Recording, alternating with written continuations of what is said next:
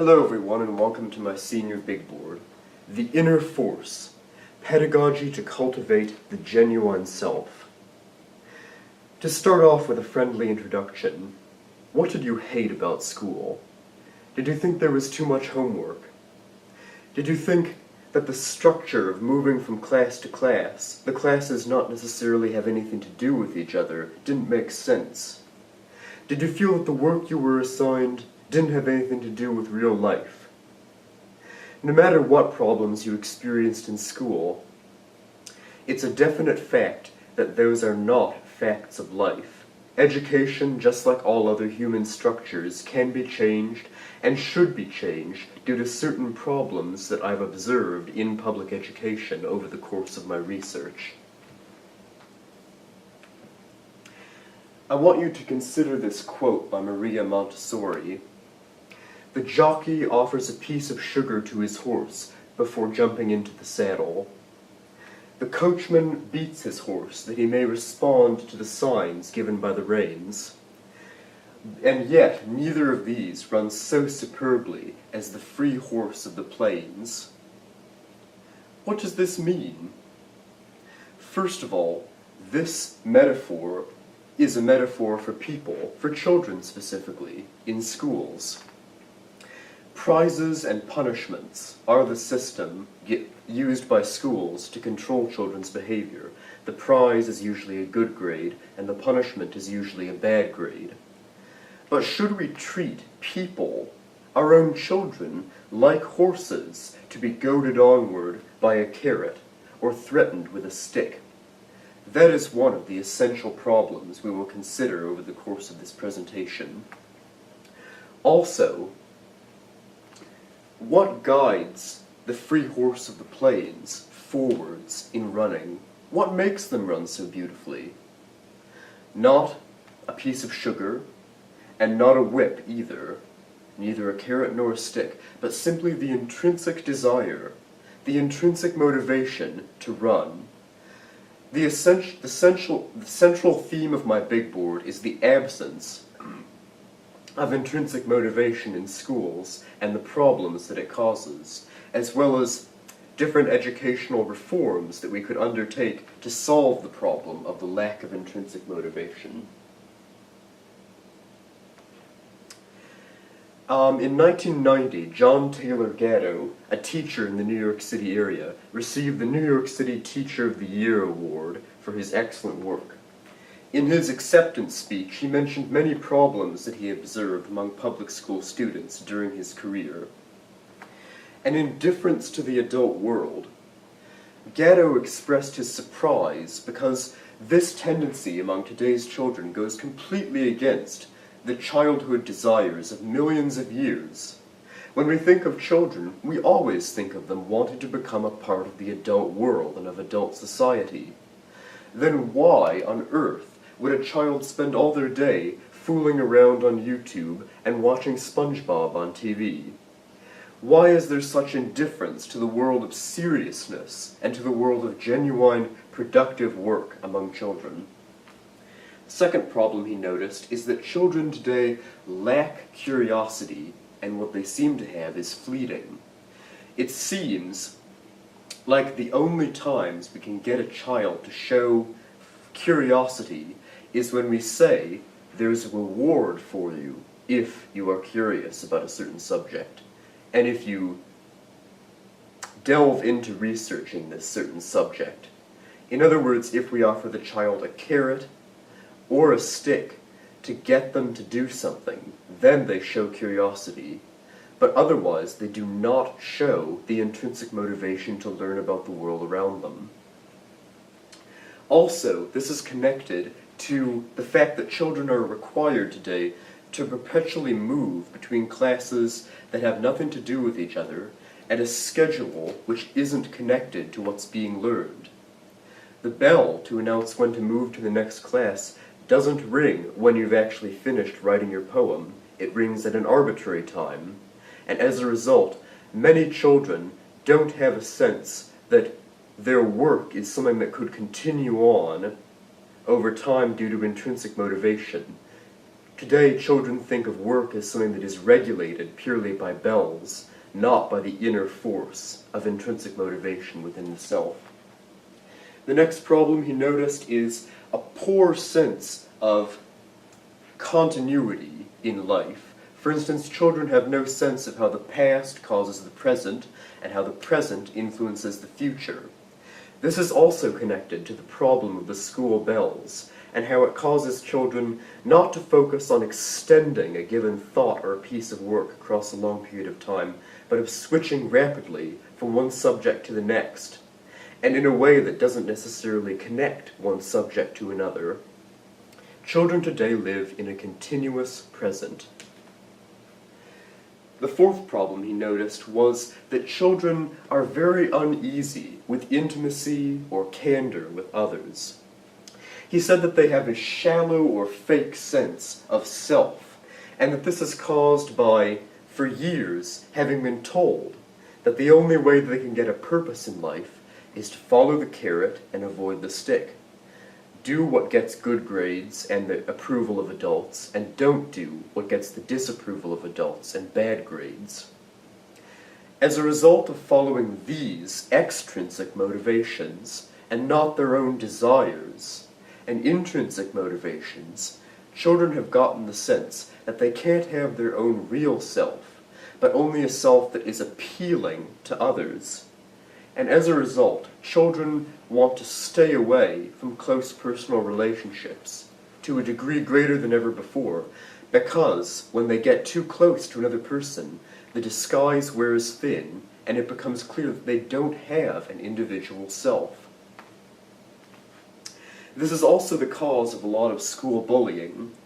It's well known, at least it's suspected, that bullies do what they do to other children because of a sense of insecurity.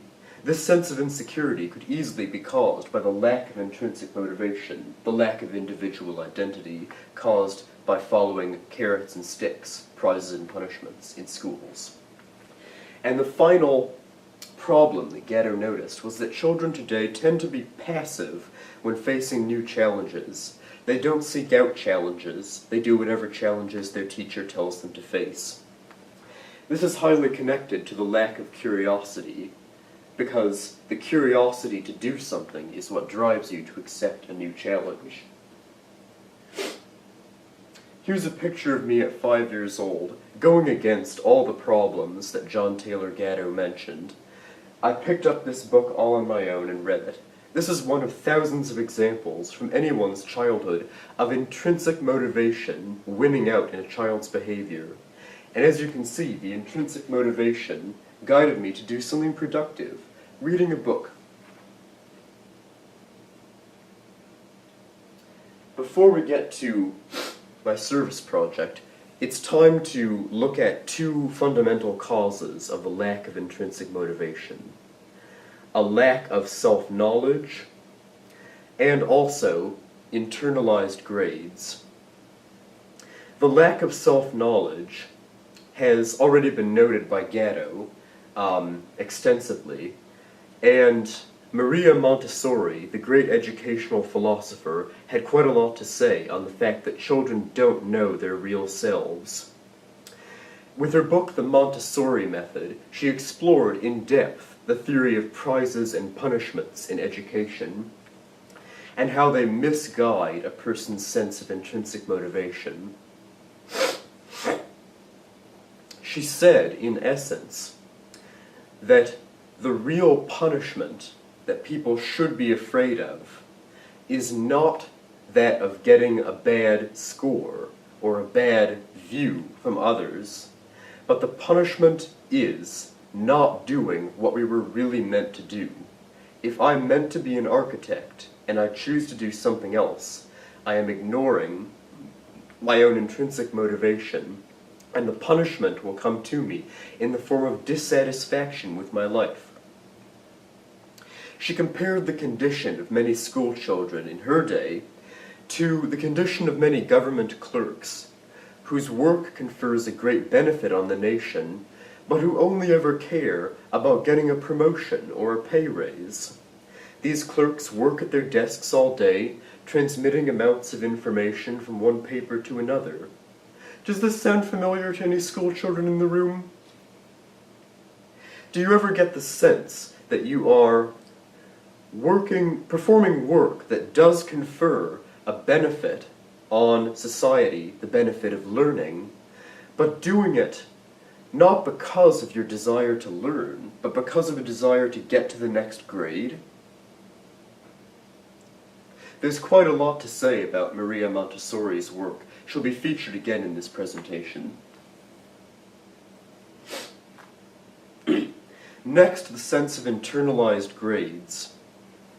In the book, The Case Against Homework, the authors explore the theme that since the 1960s, the amount of free time that a child has had open to finding a sense of individual identity has shrunk drastically. And also in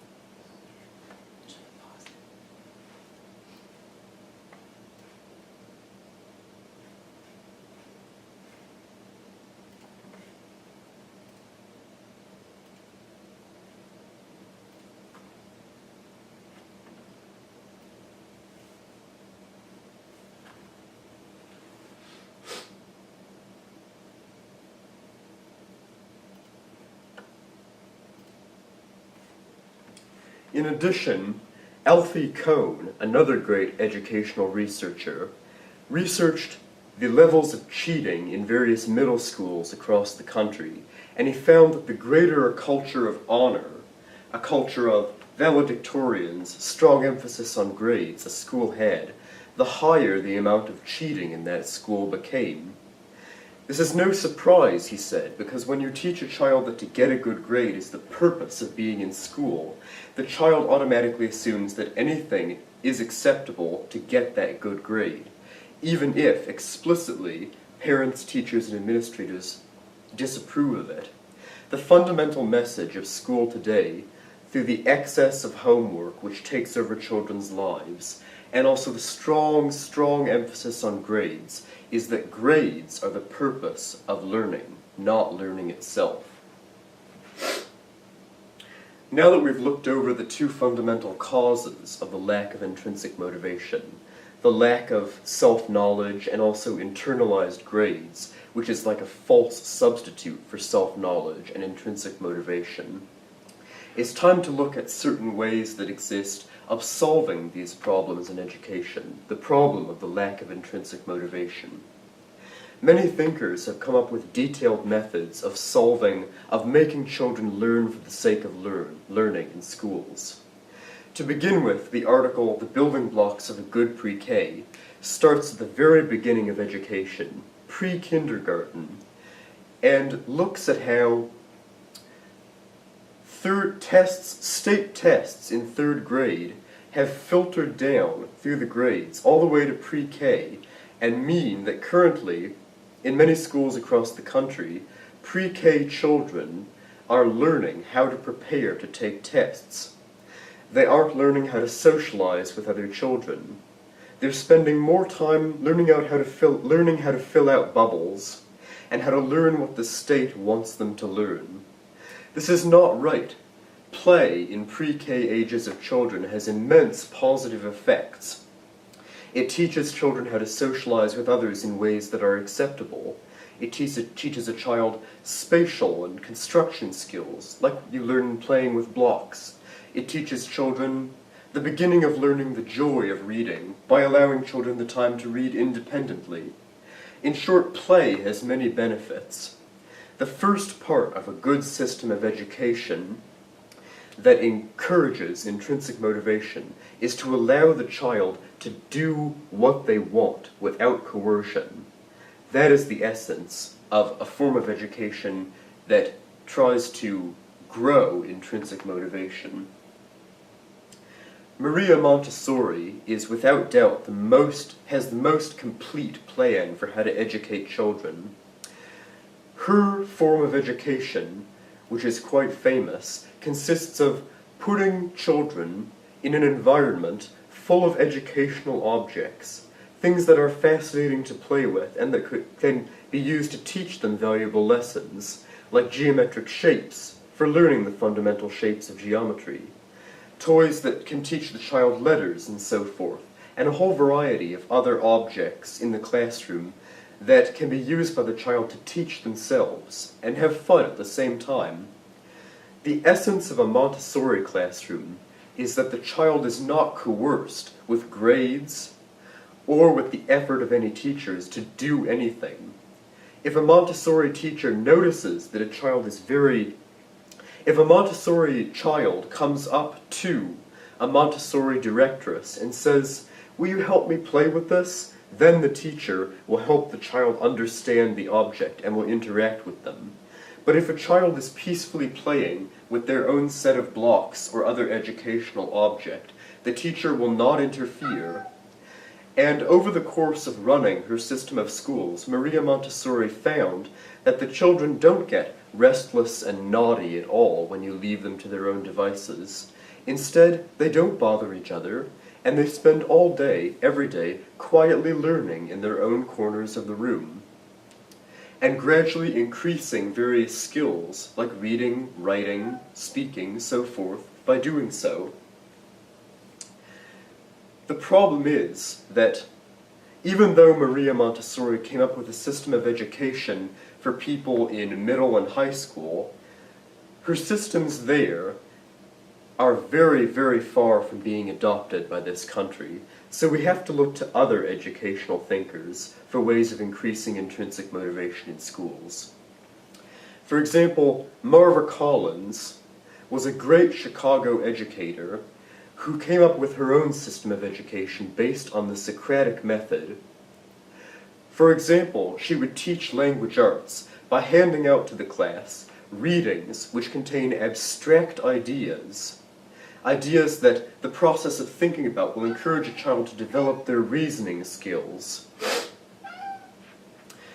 She will lead the class through these reading selections and will then ask members of the class certain intense questions about the content, meaning, and implications of the reading. If a child does not give a response to a question that is backed up with reasoning and also with evidence from the source itself, she will ask more questions to get the child to show their own reasoning.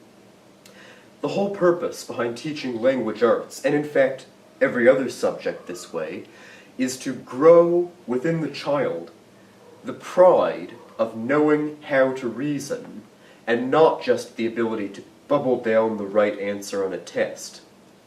What Collins rebels against is the one-to-one exchange of information between source and test bubble. What she acknowledges is the fact that children have to be taught to learn how to induce and deduce, how to use logic, basically, and to gain pride from doing so. Her mission to induce more reasoning in young children is highly connected to the goal of increasing intrinsic motivation by teaching a child that it is a pleasure to learn to reason and to do productive mental functions, like learn how to think logically. Finally, how are we going to solve the problem of the bell schedule and how it makes children move from one class to another in an order that makes no sense and doesn't connect any subject to any other? The philosopher Leonard Peikoff came up with an idea for how to solve this. In essence, it consists of reducing the list of courses that are available. The purpose of a school, Peikoff says, is not to teach a child anything and everything, but to teach them the essentials of life and the things that are most necessary for leading a functional life. Math, science, history, and language arts are his 4 essential subjects. how is reducing the list of subjects available in a curriculum going to increase intrinsic motivation? First of all, taking out fundamentally unnecessary subjects like PE or certain other subjects like music out of the school curriculum will be a way of ceasing to distract children from what's most essential to learn, and also reducing the subjects which a curriculum tackles increases intrinsic motivation because it makes more sense to the child by reducing the range of subjects covered. If a child can clearly see the relationships between different fundamental areas of knowledge, they will be more likely to enjoy thinking about those areas of knowledge and to follow their own inner forces in studying and working with those areas of knowledge. So in short, the recommendations I have for increasing a sense of intrinsic motivation in schools is to move toward a system of education that does not coerce a child to do anything. If we don't use prizes and punishments to guide children's learning in schools, then the child will be perpetually aware of their own inner desires to learn and be productive, and will not have their motivations twisted by a sense that they need to do something other than what they desire because of grades and parental and administrational disapproval. Also, to move toward a system of education which depends more on Socratic seminar methods. This should be very familiar to parents of Flexies and Flexies themselves, because such a method of education increases a child's ability to reason and also their pleasure in doing so. And finally, we should simplify the range of subjects presented in schools, basically so that the data which our children are presented with make sense as a whole, not just within each class. And this will encourage children to think more on their own about the subjects they're confronted with. So now, how does this fit in with what I did for my service project?